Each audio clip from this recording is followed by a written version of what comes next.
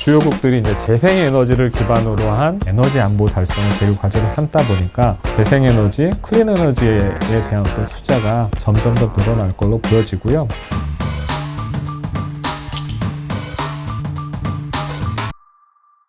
금융당국은 ESG나 관련한 상품들을 만들 때 금융상품들을 들여다보겠다. 그래서 실제로 ESG에 투자하고 있는지 보고 실제로 투자하고 있고 일정 부분 투자를 하고 있어야 이 이름을 쓸 수 있게 하겠다. 네, 그래서 투자자들이 혼동스럽지 않게요. 맞습니다. 금융상품을 만드는 금융기관이나 혹은 기업 입장에서 사실 조금 힘들겠네요. 사실. 네, 과거에는 이게 이제 네. 특별한 어떤 레귤레이션이 있는 게 아니었기 때문에 내가 생각했을 때 어떤 기준으로 하다 보니까 좀 자의적인 부분이 있었던 거거든요. 근데 네. 이제는 이제 어떤 정부 차원에서 규제라든지 글로벌 기준의 어떤 글로벌 스탠다드가 생기면서 그거에 맞는 것들, 특히 이제 텍소노미에 나오면서 내가 녹색이라고 정의하는 것들이 명확하게 드러난 거거든요. 죄송한데 영어 텍소노미에 대해서 간단히 말씀해 주세요. 텍소노미라는 거는 우리가 이제 ESG에 대해서 어떤 정보들을 분류할 때 그린 텍소노미라고 하면 우리가 녹색이라고 하는 거, 친환경이라고 하는 것들에 대해서 뭔가 투자를 하는 거에 대해서 오케이 하고 이러는데 그럼 과연 뭐가 녹색이냐라는 거죠. 그 녹색에 대한 정의를 굉장히 디테일하게 내려주고 이거에 해당될 때 우리가 ESG에서 말하는 녹색이야 라고 하는 거를 분류 체계를 만드는 게 텍소노미, 뭐 영어로 텍소노미 우리나라는 분류 체계인데요. 그래서 분류 체계로 다 정의를 내려줘서 이게 친환경 에너지라고 한다면 그 중에 어떤 거 해당되면 이러이러해야 한다 라고 다 정의를 해준 겁니다. 그래서 우리가 투자함에 있어서 또는 ESG 관련된 거를 공부한다든지 뭐 함에 있어서 가장 기본이 되는 어떤 정의서, 바이블 같은 거라고 보시면 좋을 것 같습니다. 기준을 명확히 한다는 측면에서 자의적인 해석을 줄이고 누구나 다 보면서 이것이 뭐 그린이다 혹은 뭐 이것은 기후다 이렇게 다 알 수 있게 한 것이 텍소노미다. 네, 맞습니다. 최근에 또 ESG 투자에 큰 분기점이 또 하나 있었죠. 러시아가 우크라이나를 침공하고 그리고 에너지 가격이 급등하면서 석유나 천연가스 이런 가격들이 오르고 그러니까 그런데 투자한 회사들은 큰 수익을 봤죠 또 실제로. 그러면 ESG 펀드들은 혹은 ESG 투자를 지향하시는 분들은 그쪽에 이제 투자를 하지 않고 하다 보니까 수익이 반대로 좋지 않았을 것이고 그래서 또 하나는 또 전쟁이 장기화하니까 방위산업 투자도 다시 늘고 있는데 이쪽에 투자를 안 하는 게 맞느냐. 그래서 과연 ESG 투자가 현재 상황에서도 유효합니까? 라고 물어보는 사람들이 있는 것 같아요. 어떻습니까? 이제 올해 이제 러시아 우크라이나 사태는 ESG 시장에 많은 이슈를 만들어냈습니다. 말씀하신 것처럼 첫 번째 이제 가장 큰 이슈는 화석 연료 관련된 투자를 하지 않고 줄여왔던 ESG 투자 행태에 대한 부분이 있습니다. ESG 진영에서는 전통적으로 이제 화석 연료 사용을 줄여야 온실가스 배출을 줄일 수 있기 때문에 이걸 줄이고 신재생 에너지라 말할 수 있는 태양광, 풍력 같은 어떤 좀 클린 에너지에 대한 비중과 이런 걸 늘리기 위한 어떤 투자를 강조해 왔었습니다. 근데 우크라이나 러시아 사태로 인해서 우리가 줄여야 했던 전통적인 에너지 부분, 화석 연료를 기반으로 한 에너지 부분이 아닌 클린 에너지만으로 에너지 수요를 감당하지 못하다 보니까 이와 같은 이슈가 발생한 것 같습니다. 그래서 사실은 이제 재생에너지는 깨끗하지만 간헐성이라는 약점이 있습니다. 태양광 예를 들면 가장 쉽게 이해하시던데요. 간헐성이라는 거는 재생에너지들이 생산할 수 있는 시기가 이게 대체로 정해져 있는 거죠. 햇빛이 떠 있는 낮에만 태양광의 에너지가 만들어지는 거죠. 그렇겠죠. 이렇게 이제 24시간 우리는 에너지를 필요로 하는데 이 간헐성의 약점들을 없애기 위해서 뭐 저장 장치라든지 배터리나 여러 가지들이 발전을 하고 있습니다만은 아직까지 그게 이제 모든 걸 간헐성 이슈를 해결해 줄 만큼 되지 않는 상황에서 이번 이슈가 생기다 보니까 좀 크게 와닿았던 것 같습니다. 그런데 우리가 여기서 주목할 거는 말씀하신 것처럼 이제 화석연료, 우리가 기존에 줄이려고 했던 어떤 에너지원에 대한 사용들이 좀 늘어나고 있는 것도 사실이긴 합니다만 한편에서는 우리가 가려고 했던 재생에너지를 확대를 하고 클린에너지 비중을 늘리려고 했던 것들은 가속화가 되고 있다는 거에 훨씬 더 관심을 가져야 된다고 봅니다. 실제적으로 이제 유럽이나 미국에서는 사상 최대 투자를 기록을 하고 있고요. 이제 각 유럽 국가들은 더욱더 그런데 이제 에너지가 안보의 이슈에 맞닿으면서 주요국들이 이제 재생에너지를 기반으로 한 에너지 안보 달성을 제일 과제로 삼다 보니까 재생에너지, 클린에너지에 대한 어떤 투자가 점점 더 늘어날 걸로 보여지고요.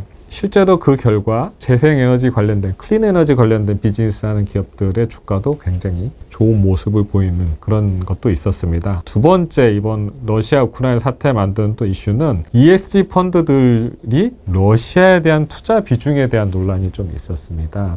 대표적으로 보면 일부 ESG 펀드의 경우는 소셜이나 거버넌스의 이슈가 많음에도 불구하고 이에 초점을 맞춰서 러시아 기업에 대한 투자 비중이 높았던 경우들이 있거든요. 그러다 보니까 뭐 대표적으로 뭐 JP모건 ESG 지수를 추종하는 예를 들면 블랙록의 신흥시장 ESG 채권 펀드 같은 경우는 ESG 펀드인데도 불구하고 ESG가 아닌 펀드 대비해서 러시아 비중이 더 많아서 손실이 좀 더 많았던 그런 일들이 발생되면서 논란이 생겼고요. 그러다 보니까 이제 논란은 여기서 그치지 않고 러시아 금융제재하고 맞물려서 러시아 관련된 기업에 다 투자하면 안 되는 거 아니냐라는 국가 레벨 차원에서 투자 배제라는 ESG의 대표적인 운용 전략인 죄악주를 투자하지 않는 그러한 거를 국가 레벨까지 확대해야 되는 거 아니냐라는 얘기가 나오게 됐습니다. 러시아를 아예 전체를 다 죄악시한다. 그렇죠. 투자하는 것을요. 네네. 그래서 좀 이제 지금까지는 이제 국가 레벨에서 뭘 투자를 배제하는 거는 UN 글로벌 컴팩에서 무기 수출 금지 국가에 국채 투자하면 안 된다 정도의 레귤레이션 또는 그 정도의 컨센서스가 있었는데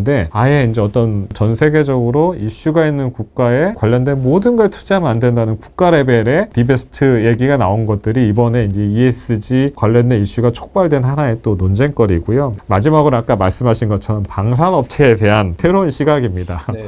ESG 할 때 대표적인 제약주가 무기 관련된 주식 기업들이었습니다. 그런데 이번에 러시아 우크라이나 사태로 무기 생산하는 기업들이 자주국방 또는 민주주의 수호라는 어떤 큰 이념 아래 이것도 ESG 안에 해당되는 기업으로 포함시켜야 되는 거 아니냐라는 논쟁이 나타났습니다. 아무튼 그 우리나라도 태조 이방원이라고 아까 말씀하신 방위 산업 자체에 대한 어떠한 개념이나 이런 부분들에 대한 재정립 뭐 이런 얘기들이 나오면서 논란을 겪고 있는 게 사실합니다. 사실 이러다 보니까 이제 미국의 공화당을 중심으로 한 보수 진영에서는 ESG를 워크 캐피탈리즘 깨어있는 척하는 자본주의다라고 하면서 안티 워크 운동이라고 해서 반 ESG 운동을 펼치고 있기도 합니다. 그러다 보니까 이제 웨스트 버지니아주나 조지아주에서는 일부 이제 그런 기업들의 불이익을 주기도 했고요. 이러한 사태를 겪으면서 사실 이제 제가 생각하는 거는 ESG 시장은 그래도 또 한 번 이러한 논쟁을 겪으면서 한 단계 성숙하고 발전되어 가는 과정에 있다고 봅니다. 우리가 이제 ESG라는 걸 접하고 현실의 이슈들을 맞닥뜨리면서 우리가 어떻게 ESG에 대한 것들을 글로벌하게 재정립을 하고 투자자나 또 이 사회 구성원들이 어떻게 그것들을 받아들이고 이해하느냐 온전히 그래서 우리가 소위 말하면 사회적인 책임을 다하고 있는 투자 또는 그런 기업들로 봐줄 수 있을 것인지에 대해서는 계속된 논의가 필요할 것 같습니다. ESG란 투자가 이제 생긴 지가 얼마 안 됐으니까요. 중간에 거쳐야 되는 일종의 과도기라고 많은 사람들이 얘기하는 것 같습니다. 그래서 외신을 제가 최근에 좀 찾아봤더니 그 뉴욕 증시에 반 안티 ESG 아까 그 주별로도 ESG에 반대한다는 의견을 낸 주들이 있다고 했는데 그러니까 예를 들면 화석연료라든지 주류, 도박, 원자력, 담배, 방산 이런 데 투자하는 ETF라고 하는데요. 이런 전략은 어떻게 봐야 됩니까? 이런 펀드는 전형적으로 ESG의 대척점에 있는 투자 상품이라고 볼 수 있을 것 같습니다. 지금은 앞서서 말씀드린 것처럼 ESG 관련된 논쟁들이 촉발돼 있고 관련된 논란이 지속되고 있는 상황에서 안티 ESG와 이제 결부된 투자 아이디어에서 출발하는 상품들인데요. 중장기적으로 아까 저희가 서두에 제가 말씀드렸지만 ESG는 장기간에 걸쳐서 우리의 삶을 바꿔놓을 트렌드입니다. 결국은 이 트렌드라는 거는 그 이러한 중간중간에 노이즈가 있지만 결국은 그 방향대로 간다는 거거든요. 그래서 그 방향대로 갔을 때는 방금 말씀드린 것들은 결국은 부진한 성과를 보일 수밖에 없습니다. 왜 그러냐면 그와 같은 투자들이 결국은 ESG 관련된 수익의 기회에 참여를 못하는 건 당연한 거고 결국은 ESG하고 반대 방향이 있기 때문에 결국 사회에서 없어질 흔히 말하는 매몰 비용을 가진 비즈니스를 하고 있는 기업들이기 때문에 결국은 그 리스크를 온전히 떠날 수밖에 없기 때문에 이러한 투자는 조금 많이 고민해 보셔야 되는 거 아닌가 싶긴 합니다. 한국 기업들은 ESG 관점에서 보면 또 G 쪽, 그 ESG 맨 마지막에 있는 그 가버넌스 쪽에 취약하다는 지적을 늘 받고 있고 지금도 듣고 있습니다. 근데 한국 기업들의 또 특징이 있죠. 이런 어떤 한 트렌드가 형성이 되면 또 빠르게 바뀌고 변화에 적응하는데 잘하지 않습니까? 그래서 이 G 부분, 그러니까 지배구조 부분이 이 ESG 트렌드를 타고 한국 기업들을 바꿔놓을 수 있다. 이런 또 기대감이 또 있습니다. 이게 왜 기대감이냐면 코리아 디스카운트, 그러니까 한국 증시가 유독 다른 나라 증시에 비해서 주가가 낮은 이유가 그 지배구조가 취약해서 그런 거 아니냐. 이런 지적을 계속 받아왔는데요. 이번 기회에 그런 G 부분이 개선이 되어서 코리아 디스카운트까지 해소가 되는 계기가 되지 않을까 이런 기대감이 좀 일부 있는 것 같습니다. 네, 맞습니다. 예, 어떻습니까? 어떻게 보세요? 국내를 비롯한 아시아권의 기업들이 가지고 있는 공통점 어떤 기업 지배구조상의 서구 기업의 지배구조 대비 기업의 창업자라든지 네. 모노를 중심한 소수의 기업의 운영 구조를 가지고 있습니다. 그러다 네. 보니까 지배구조상 단점은 조금 투명성이 좀 떨어진다는 그런 어떤 지적을 받고 있고요. 반면에 장점은 장기간의 플랜을 기반으로 한 의사결정이 용이해서 앞서 말씀하신 것처럼 어떤 변화가 생기면 그거에 적응하고 강하게 우리 사업의 비즈니스를 추진하는 그 원동력도 가지고 있다는 어떤 그런 장점도 가지고 있긴 합니다. 그래서 지배구조 관련한 이슈는 환경이나 사회 관련된 이슈보다 훨씬 더 직접적이고 장기간에 걸쳐서 영향력이 나오다 보니까 저희가 이번에 ESG 관련돼서는 장기적으로 시민의식이 성숙을 하고 성숙된 시민의식이 발현되는 과정에서 굉장히 장기적으로 기업의 지배구조에 영향을 미치면서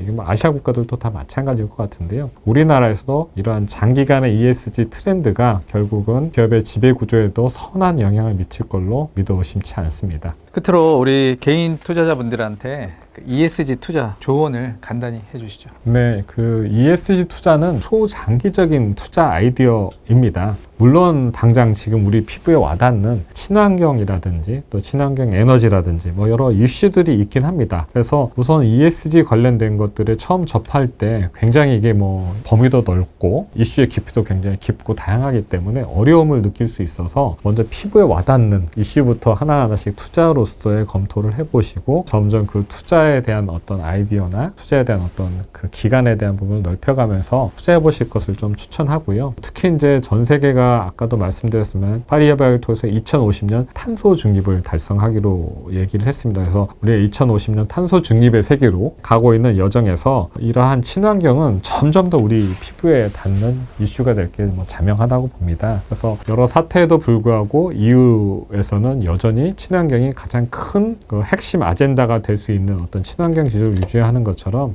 친환경 관련된 것들을 한번 다양한 관점에서 아이디어들이 있으니까 관련된 아이디어를 하나하나 검토해 보시면 투자해 보시면 좋은 투자 성과와 또는 ESG에 대한 어떤 관심들이 커가는 계기가 되지 않을까 싶습니다. 네, 알겠습니다.